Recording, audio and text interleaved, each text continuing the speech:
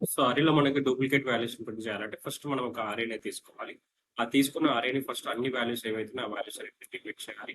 Once మనం repeat అయిపోయిన తర్వాత ఫస్ట్ వాల్యూ మళ్ళీ సెకండ్ వాల్యూతో కంపారిజన్ చేసుకోవాలి. అలా థర్డ్ వాల్యూతో కంపేర్ చేసుకోవాలి. ఫోర్త్ వాల్యూతో చేసుకోవాలి. అలా ప్రతి వాల్యూ తోటి కంపారిజన్ చేసుకుని ఒకవేళ రెండు మ్యాచ్ అవుతే డూప్లికేట్ గా ఉంటే ప్రింట్ అవ్వాలి. రిమైనింగ్ టైమ్స్ లో అవసరం లేదు.